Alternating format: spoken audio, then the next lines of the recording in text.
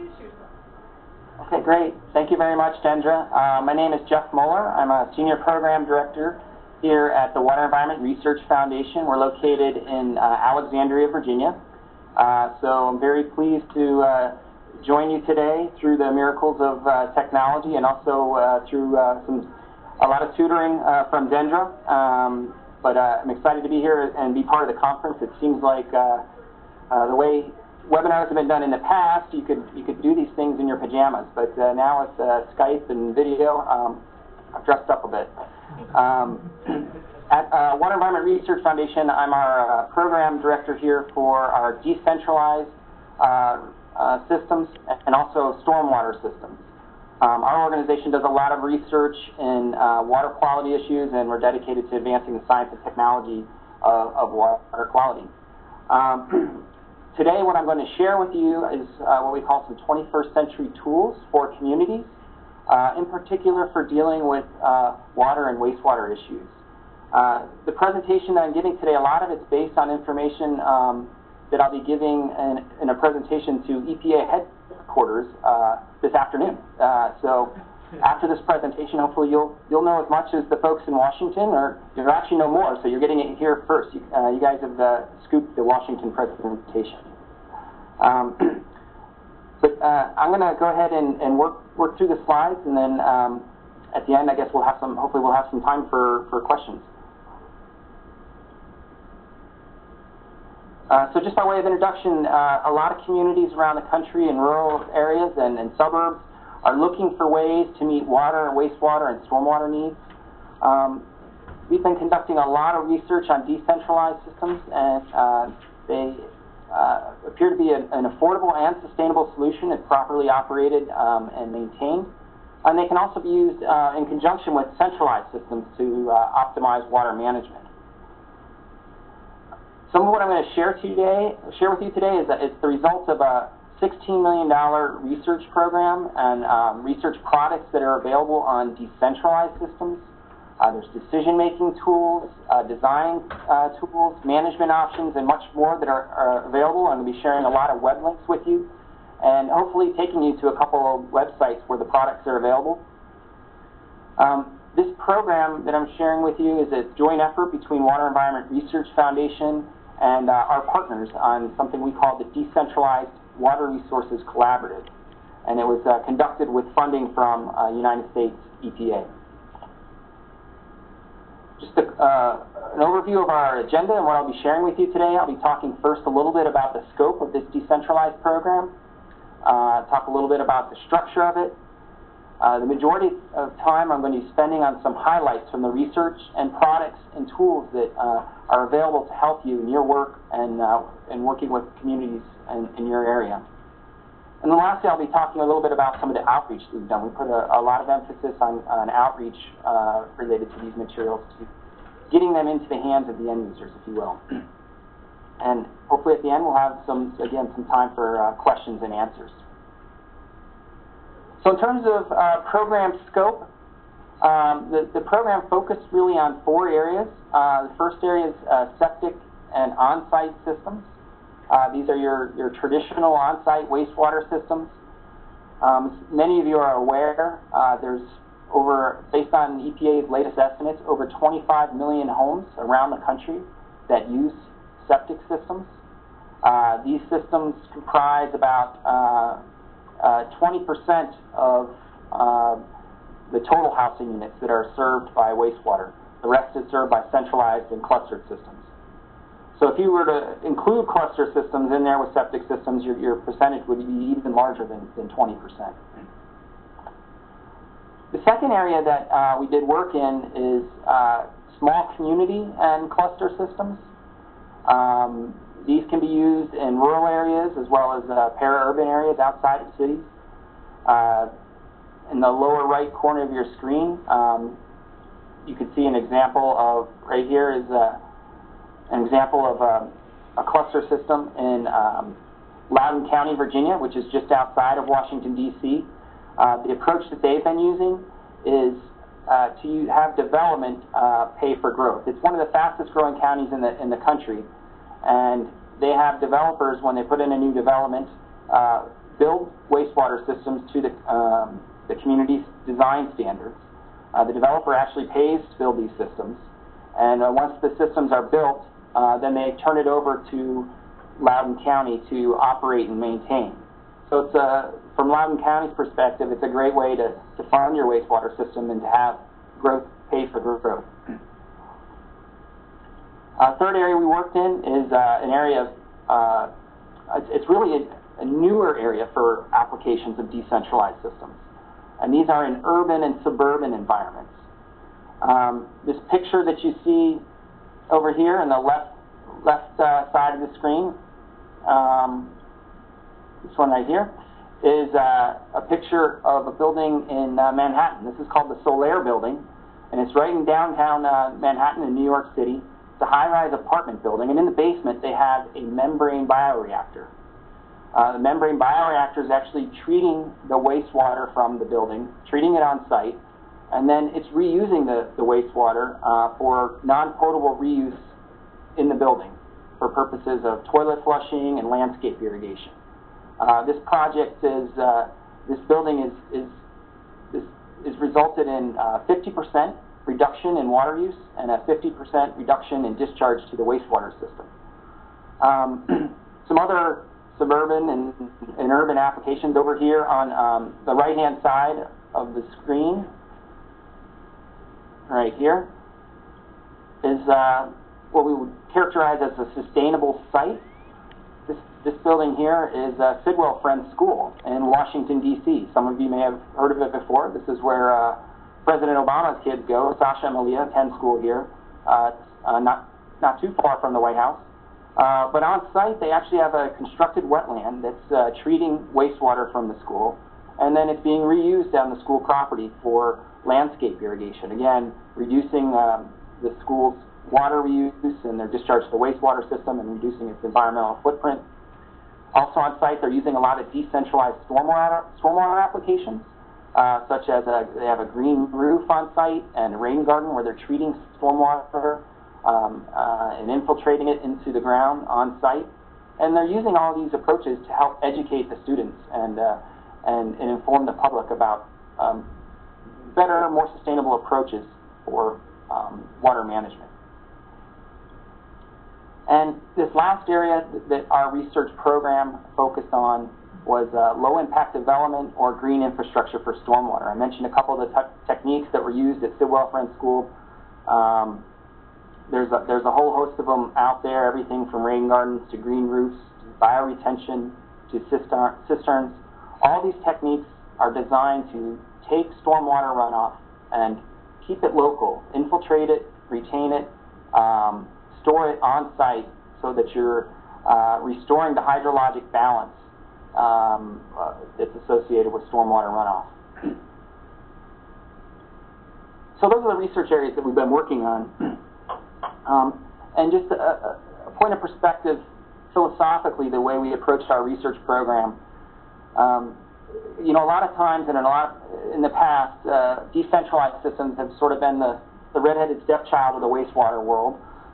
They were used often only once in places that you couldn't get connected to centralized systems. It was sort of and oftentimes an approach of last resort. But now things have changed quite a bit with advances in technology such as membrane technology, advanced sensors and technology for remote monitoring of systems, and also our improved understanding of natural processes and natural treatment, how they function. Decentralized systems are having a bit of a renaissance now, and are viewed in many places as being a sustainable approach, caveat, if properly operated, designed, installed, and maintained. So it is an interesting time for decentralized systems, and some of the work we've been done is hopefully helping to inform progress forward.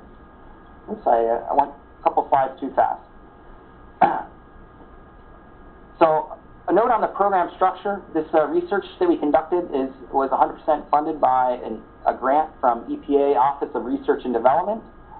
A little bit on the history. Phase one of it started actually about 14 years ago. back in 1997. The first 7 years were administered by Washington University in St. Louis. Had about 30 projects come out of that.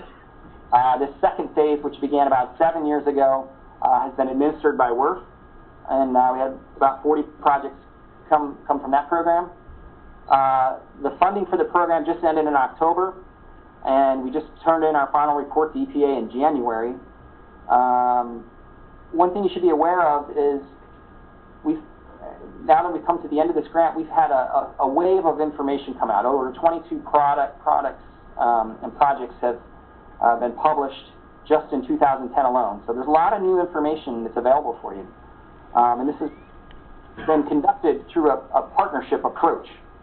Our partners have been operating under a collaborative called the Decentralized Water Resources Collaborative, and our partners include the Coalition of Alternative Wastewater Treatment, which is a small organization in Massachusetts, EPRI, the Electric Power Research Institute, National Rural Electric Cooperative Association.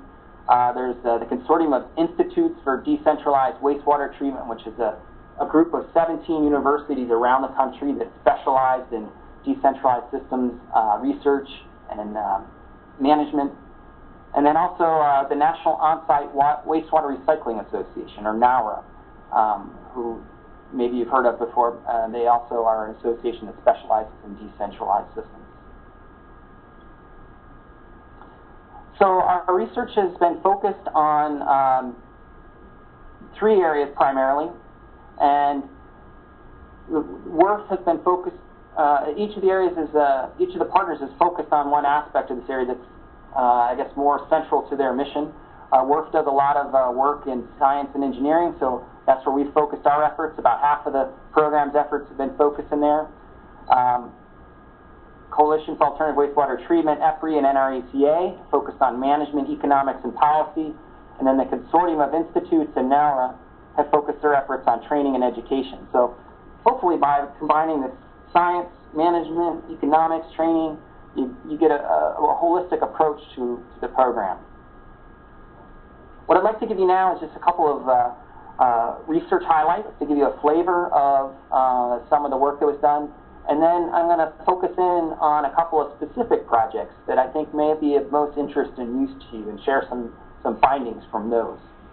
In the area of environmental science and engineering, one research project we did, actually the largest research project we did, was a study on quantitative tools to determine the expected performance of wastewater soil treatment units. So, when you look at septic tanks and septic systems, a lot of people just think about the tank itself and the effluent quality that's coming out of the tank. And not a lot of credit is always given to the fact there is a soil absorption field out there that is also providing a lot of treatment capacity. But there's a lot that's not known about what's going on in the soil systems and in the soils, and what kind of treatment you're getting there, and what kind of treatment you can expect to get. Because it varies quite a bit depending on whether your soil is sandy, clays, organics, what have you, the depth of your soil, where's your groundwater table, all these things. So this first study was about $1 million effort to develop a series of tools, everything from some simple nomographs to a little bit more complex spreadsheet tools, to on the other end of the spectrum, some very complex modeling tools that can be used to determine your expected performance of the soil treatment unit system. So if you're concerned about nitrogen getting into your groundwater, this is a great tool to evaluate different systems and what you can expect given your influent, the type of treatment being used, and then what types of soils and the soil characteristics that are in place at your site. Second tool on here that I'd like to mention is this one here. It's evaluation of greenhouse gas emissions from septic systems. EPA had done a study that had shown that it was a really high level of emissions of greenhouse gases from septic tanks. In fact, when you looked at wastewater treatment overall for the country, was suggesting that the majority of greenhouse gas from wastewater treatment was coming from septic tanks, even though it was a smaller percentage of treatment compared to centralized approaches. So we did a study. That estimate was based just on some crude estimates and didn't really involve a lot of field studies. So to better inform those estimates, we went and conducted some field analyses and showed that it's actually the greenhouse gas emissions are half of what had been originally projected. The last item on there, influent constituent characteristics of modern waste streams. That study looked at what's coming out of households now. What are the characteristics of the wastewater coming out of the household, and how does that affect our design of on-site and septic systems? A lot of the data that's been used to design systems it's 30, 40, maybe 50 years old, based on studies done a long time ago.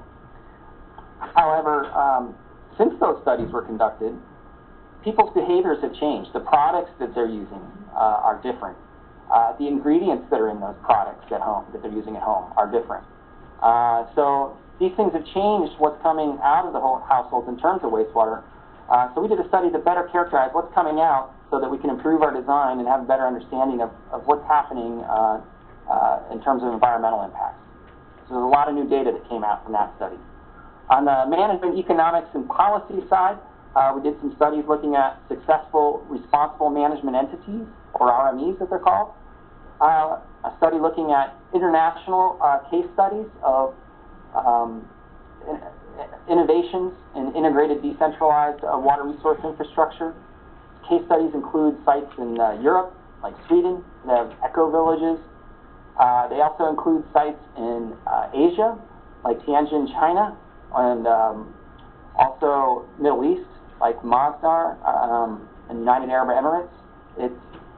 Some of these latter two sites I just mentioned are brand new cities. They're kind of being built from the ground up, and they're using more sustainable, holistic approaches. So we're trying to glean some lessons learned from that. Last project down there, we did a study looking at what are the barriers out there to decentralized systems. Why haven't they been used more? And how can they be overcome? And there's a lot of reasons why they haven't been used. They're well documented in this report, and an action plan is established for how to overcome them. Third area of research that I think might be of interest to you is, in particular, is done a considerable amount of work in the areas of training and education for on-site systems. And this includes educational curriculum related to proper design of systems, also installer training for how do you properly install these systems, training programs related to operation and maintenance, and then also a glossary, because there's been a lot of confusion about the different terminology that's used in the field. So now there's a standard glossary that's out there. A lot of the work in this area of training and education was conducted by our partner, the Consortium of Institutes for Decentralized Wastewater Treatment, which is the group of universities that I mentioned at the beginning of the program. So now I'm going to talk a little bit about a handful of select projects that I think will be of high interest to you. And the way I'm going to walk through these, in the top left corner of the screen, you'll see the project title, or at least what the project is talking about. And then the slides will follow from that. So you can always look in the top left corner if you want to recall what specific project we're talking about.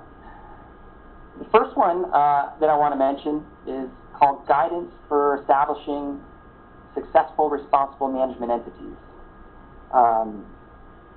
Just by a show of hands, try and use a little bit of the Skype, how many are familiar with that term, responsible management entities? Okay, one or two, so it's a new term. So let me define that for you. Responsible management entities are really, it's a term developed by EPA, and it's really a professional management approach to oversee on-site or septic systems and ensure that they're properly operated and maintained, and to help prevent them from failing. These have been proven to be a successful management model. However, there's not a lot of them out there. There's there's the ones that are out there. There's some good examples of them, but they're just not widely used or implemented. It's really another way to look at it is a form of centralized management for decentralized systems. So we created a website to help guide people through the process of how do you establish an RME. So I'm going to try one of our tools here that Dendra has shown to me, and we'll see if we can take you to the website. And I'll share with you a couple of the products that are on there. So Dendra, hopefully everybody can see the site here. Yeah. So if you go to that website, worf.org/RME, what you get are a series of 10 different fact sheets that help people walk them through the process of how do you establish a successful RME. So when you hear people talk about green jobs and some of the things like that, this is a great opportunity here for green jobs. We need more RMEs to make sure that on-site systems that are out there are not failing, that they're not impairing and impacting human and environmental health. So if we can get more of these established and in place, that would be great. When you look at these fact sheets, fact sheet 1, or the first 2 fact sheets there kind of help people get started, explain in more detail what is an RME and why do we need one. Second fact sheet there talks about working within the local context. And this is really critical for RMEs because for an RME to be successful, you got to have support from the community. And some communities might have built-in support, and they're just waiting for an RME to come. If you have a community, for example, that's built around a lake, and people like to use that lake, and they like to swim and boat and fish in it, and the lake is having problems, there's eutrophication, or maybe the lake is dead, or there's not a lot of fish in it, or there's very visible pollution, and people maybe if they understand that one of the major causes is the on-site systems that are in the area that are failing and not working right, well, that might be a prime candidate for an RME to come in and help get things operating correctly and improving the lake water quality. You might have other cases where people are not as connected to what's happening with the water in their area, in which case you might have to work to build support or garner support before you can have an RME come in, because the RME is going to charge the homeowners for a yearly fee for operation and maintenance. And if people currently aren't getting charged, it may be a hard sell, because they'll say, I haven't had to pay for this for the last 20 years, why do I need to pay for it now? But if people understand the environmental benefits and the health benefits they'll get, they'll be worth supporting the effort. Some other fact sheets that you see in here are the regulations and business structures that are available. These RMEs can operate either as a public agency, they can operate as a private agency, they can operate in public-private partnerships. And then there's information on how do you set up a business plan, your financial requirements, and marketing services that you can use. So that's a really nice tool, I think, and one way to really help improve local public health through RMEs. Another product that I want to share with you is a product we developed on performance and cost of decentralized systems. And these products, there's a lot of information on performance and cost that's geared towards engineers and scientists. But one thing that's lacking out there is some tools and resources geared towards the decision makers. Mayor Smith, if you will, who may also be a part-time dog catcher. And he may not had a lot of training and experience in managing local wastewater systems. So that's what these products are designed for. What we developed is a fact book, which is really a primer on the wastewater basics for small communities. We developed a series of 19 different fact sheets that give a synopsis of all the different types of processes that are available relative to collection systems, treatment systems, and dispersal systems. And then there's also a spreadsheet tool to help estimate costs for different approaches that you might use. There's whether you use X, collection system X or collection system Y. So you can use that as that spreadsheet tool as a planning cost estimation tool for a given community. So I'm going to try once again to take you to that website so you can take a look at it also. And the URL is just in the corner there. It's just WRF.org/decentralized cost. Okay, Dendra, can folks there see this? Yeah. All right? Yeah. So when you go there, what you see are all the different fact sheets that are available. And there's also a hyperlink, as I mentioned, to that wastewater basics for small community leaders and planners. For the collection system fact sheets, you see all the different types of collection systems that are out there: gravity, pressure, effluent, vacuum. We have 8 different treatment fact sheets that we've grouped by different unit treatment processes that are currently available.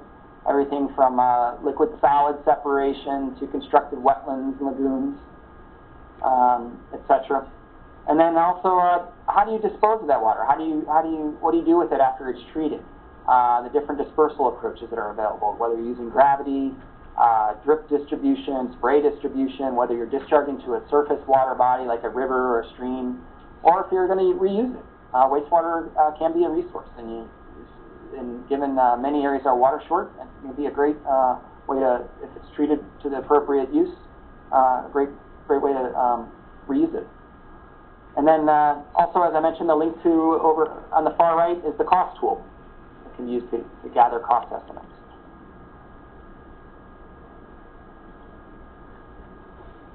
Another product I mentioned, I think I touched on this a little bit earlier, but it's a O&M service provider training program.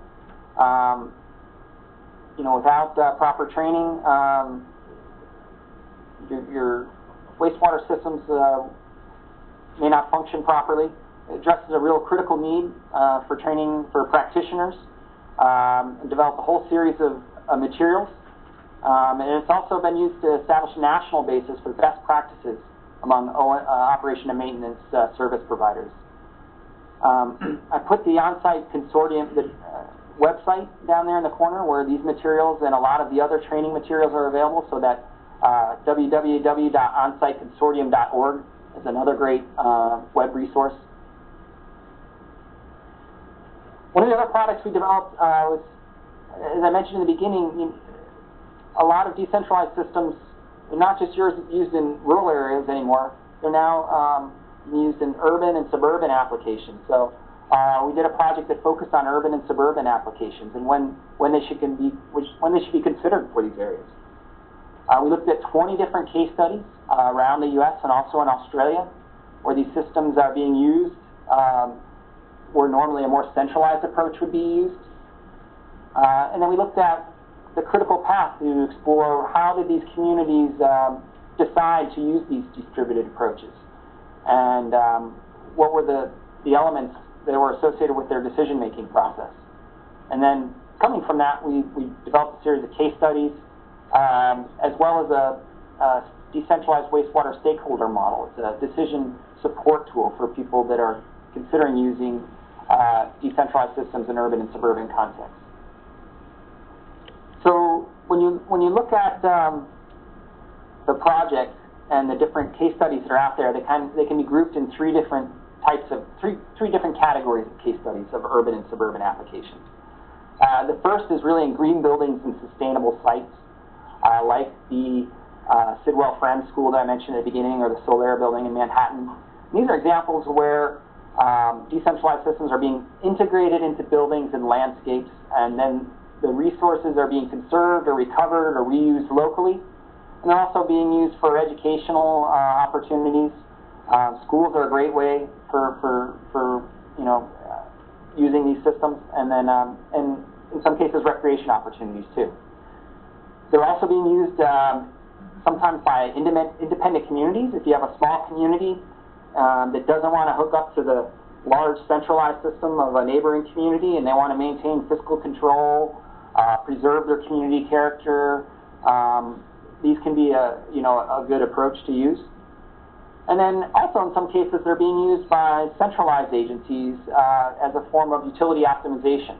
And this is similar to the Loudoun County example that I gave in the beginning, where they're using it to pay for growth in newly developed areas. They can also be used as for sewer mining and satellite reuse. I'll explain sewer mining in just a minute. Let me give you one or two specific examples from these case studies. One is called Dockside Green in Victoria, British Columbia. This is an example in an urban area where you have a water-centric brownfield redevelopment that's using a real what we call an integrated resource management approach. They're, again, reclaiming the water on site, and they're also the wastewater on site, and then they're also augmenting it with rainwater from the roof and other parts of the site. And then they're using it for fit-for-purpose reuse, whether it be toilet flushing, landscape irrigation, watering their green roof. And then they also have as you can see in the bottom of that slide, the picture there, a natural stream or pond that's running through the site.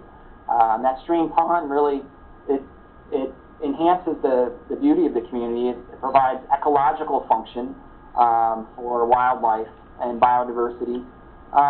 And really, it actually raises property values, which the developers like. The site also has an on-site press for sludge dewatering to produce feedstock for a co-located gasification plant. So again, they're reclaiming some of the resources that are in wastewater. Second example I want to share with you, this one's actually from Australia, but there's plenty of examples similar to this in the U.S. It's a sewer mining project. So what sewer mining is if you have a large centralized system that's collecting wastewater, you tap into one of the main pipes of the centralized system, withdraw the wastewater, you have a small treatment plant, and often it's a membrane bioreactor where you treat the wastewater, and then you can reuse it locally. In this case, it's being reused the treated water is used to irrigate 55 acres of green tees and fairways at a golf club. So it can be a more economical approach for some of these agencies to use water, and it's a way, a great way to save on resources. It's a lot more economical than having the centralized plant have the water go all the way back to the central plant, treat it there, and then to a quality that can be reused, and then pipe it or pump it all the way back to where it needs to be. So you're treating the water at the site where it needs to be and reusing it locally. This is the decision, just a schematic of the decision wastewater stakeholder decision model. The decision model focuses on what's called triple bottom line. I don't know if you've heard that phrase before, but triple bottom line not only includes looking at the economic impacts of something, but also the environmental and societal impacts.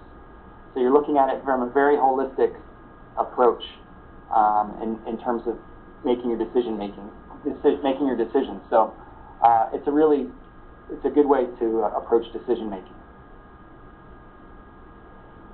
One or two other projects I want to highlight, and then I'll talk about outreach.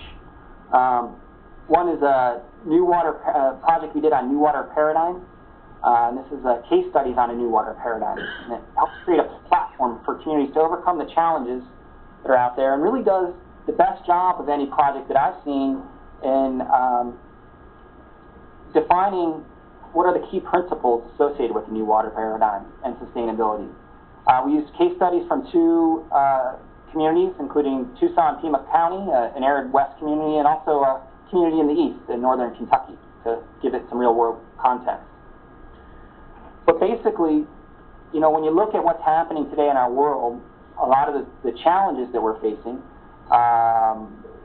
include the interdependency between energy generation and water, increasing energy costs, climate change, got increased drought frequency, increased water scarcity, limited fresh water supplies, and these are greater pollution loads are leading to ecosystem health and natural service deterioration and water quality impairment, and also skyrocketing infrastructure costs. There's a huge gap between the money that's being put towards repairing and replacing our infrastructure and really what needs to be done for us to keep up. All these things, we believe, make us think that maybe some of the more traditional approaches that we've been using may not be the best approaches for going forward. A lot of our approaches to wastewater treatment are based on concepts that are not only, decades old, but really millennia old. They go back to Roman times. So for us to think that, these solutions that were developed for different circumstances long ago, maybe they're not the same solutions that we need going forward. So here's a picture just kind of outlines some of the approaches or characteristics of the old paradigm and characteristics that we see in the new water paradigm.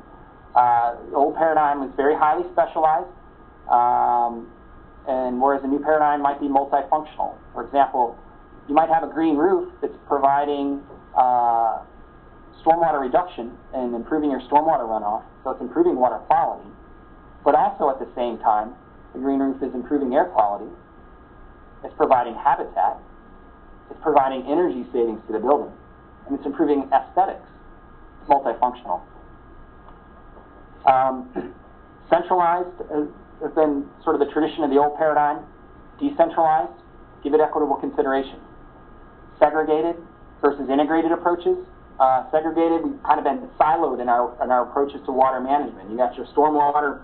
You go to a public works, most public works departments across the country. You have your stormwater division here, your wastewater division here, and drinking water division here, and they don't often talk to each other. How do we integrate those approaches so that we get a better system, a more optimized system in the way we approach water management? In the past, we've been linear, where we take water from the environment, we treat it, we use it, and we dispose of it. It goes out into the environment. Very linear approach. New paradigm might be more systematic in terms of, like the sewer mining example I gave you, where you're reusing it locally, or you're tapping into something and you might have redundancies in your system, or the green buildings with wastewater plants in the basement. Old paradigm extractive, new paradigm restorative, old paradigm inflexible, new paradigm hopefully more adaptive as we learn more about new technologies. This is just a schematic of some of the key elements in the water paradigm and a way of thinking about it and approaching it. Maybe a little bit small for you to see. I won't read everything on there, but note that some of the key characteristics of the architecture that's in there include multi-benefit solutions, like I mentioned, but also working with and mimicking nature. Mother Nature is really the best designer, and a lot of the solutions that we're finding seem to come back to that approach. Okay, last project I'm going to share with you, and then I'll explain just a little bit about what we've done in outreach. Relative to stormwater, we developed a website called Using Rainwater to Grow Livable Communities. It's a great way to get communities involved in sustainable stormwater management approaches, and there's lots of tools and communication aids to help people through the process. It not only explains what people did, but how they did it. And it did it through a case studies approach. The website, it's very accessible, it's readily understandable by everybody, from elected officials to the general public to engineers. In fact, when you go to the website, on the left side it gives you different user categories that you can select. For example, if you're an elected official, you click on that, and then it sets the whole website up for you with the resources that would be of most use or interest to you. 2 or 3 quick examples from the case studies of how people got sustainable stormwater solutions integrated in their community. The picture that you see here is from Chicago. This is City Hall in downtown Chicago. It was the first green roof put up in the city of Chicago. And now the city of Chicago has more acres of green roof than any other city in the country. Don't worry, Michigan's got I believe still has the largest green roof in the country at the Ford manufacturing plant. But we use Chicago as an example of leadership from the top. If you have leadership from the top, it can really make things happen. In this case, Mayor Daley really drove the process for Chicago to, he wanted to become the greenest city in America. And they used public facilities like City Hall to demonstrate green technologies. And that really helped bring the private sector in and helped advance those technologies. An example here is Philadelphia, which is using a neighborhood transformation initiative where they have a lot of vacant lots that are not good for the community. They don't look good, and they tend to attract problems. These lots are being cleaned up and regraded and used to capture stormwater runoff and improve water quality, as well as provide multifunctional use. They can be used for recreation as well. Last example here is Kansas City, Missouri. I just give this as an example of something, really a clever marketing technique. In this case, they did a campaign that they called 10,000 Rain Gardens Initiative. And it really got the public involved and helped educate them about stormwater runoff and its impacts on water quality and the environment.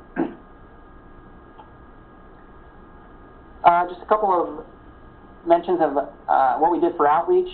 We did develop a website. If you don't remember anything else that I say today, I would recommend writing this website down, www.decentralizedwater.org.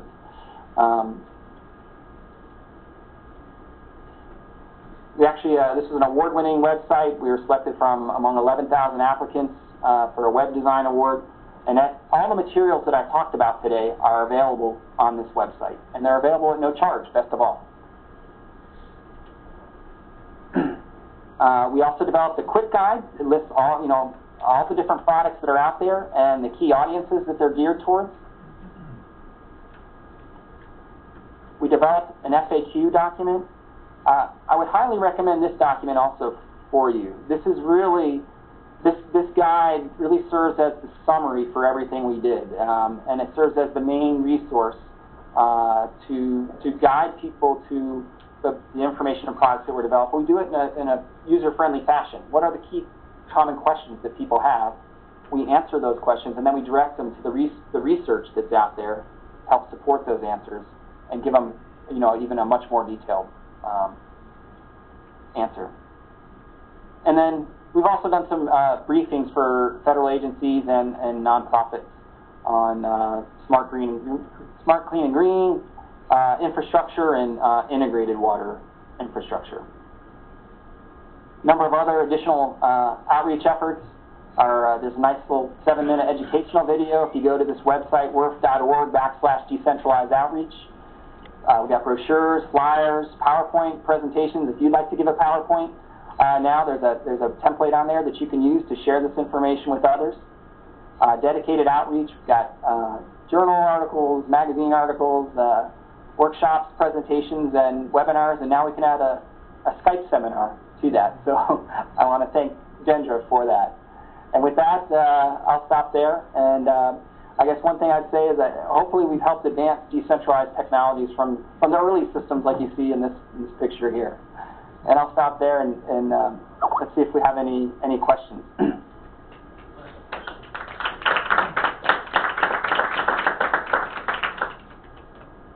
I have a question for you, Jeff. Yes. My name is Bob Paulus. I work for a company called Quanix. We specialize in large-scale decentralized on-site wastewater. We manage 20 states, which includes Virginia. One of the things that you commented on was the RMEs, and that seems to be, for manufacturers, an issue. We develop a site, and we are looking for a good RME to manage the system after it's been installed.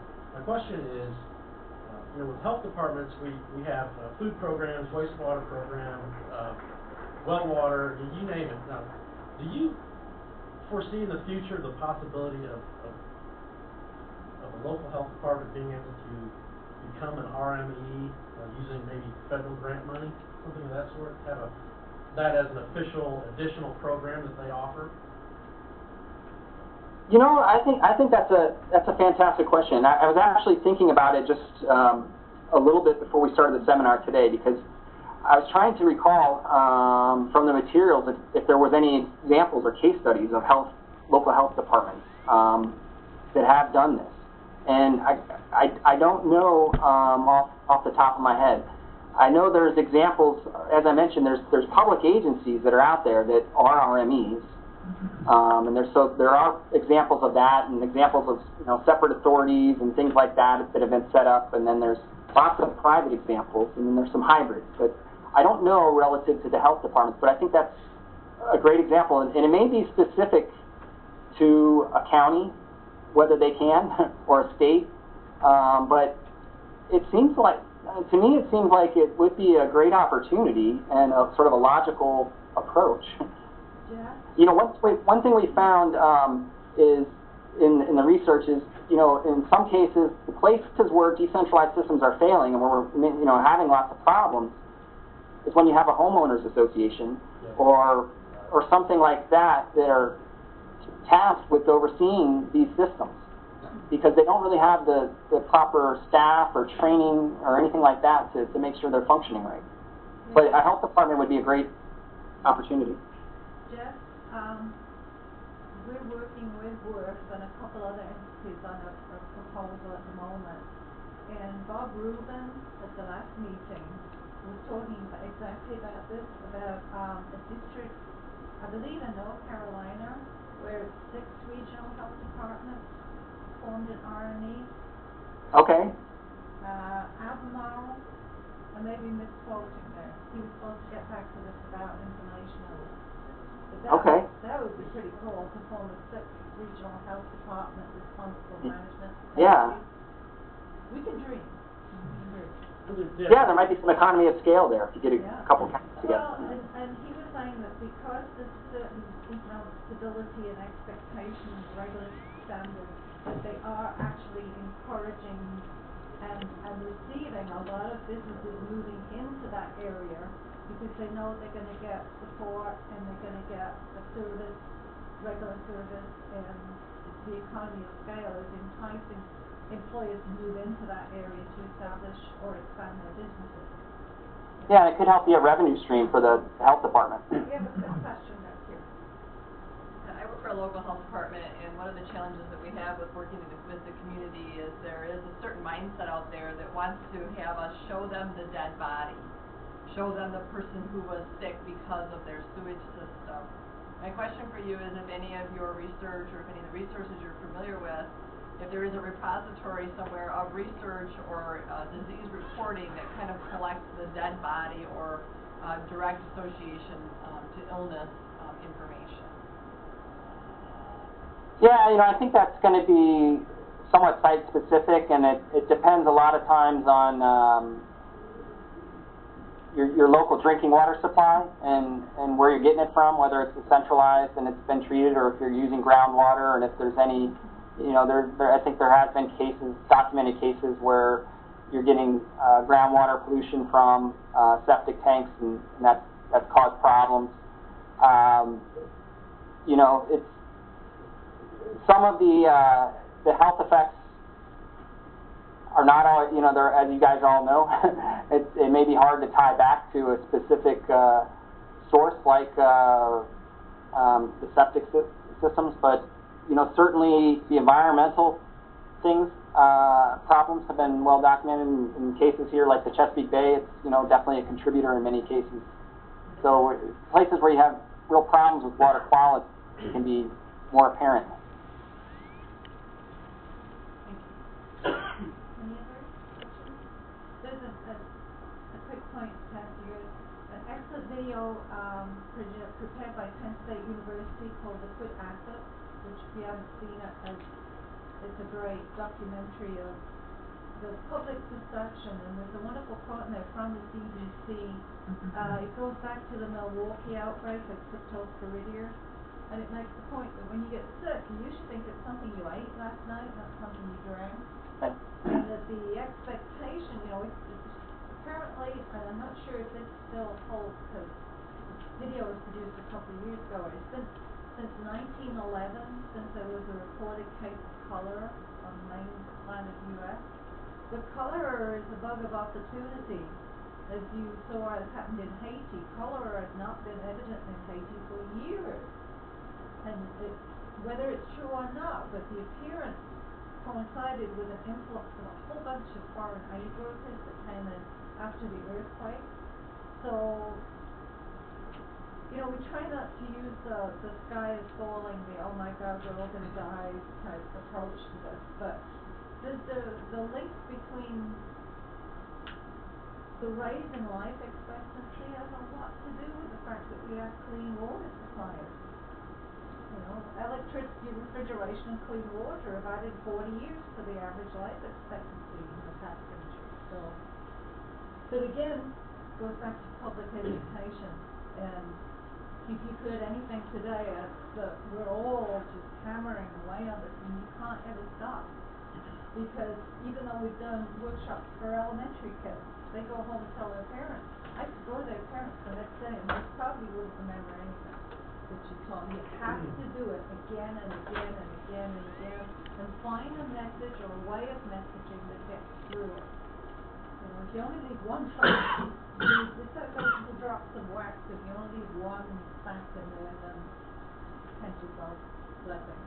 And on the subject of pathogens and communicable diseases, just a quick note that the first session this afternoon is Lynn Schneider, who's with the State of Washington Department of Health. They recently codified and passed into law a new gray water rule. And she'll be talking about the motivation behind that and the political challenges of doing it and what it actually means. Because the whole issue of gray water reuse is problematic for some folks. And that's kind of a nice segue out of Jeff's, and it's really funny that we have this topic and then we send you all off to lunch. So, thank you, Jeff. I really appreciate you taking your time, and good luck at UTA this afternoon. Enjoy the rest of the conference. Thank you. Thank you.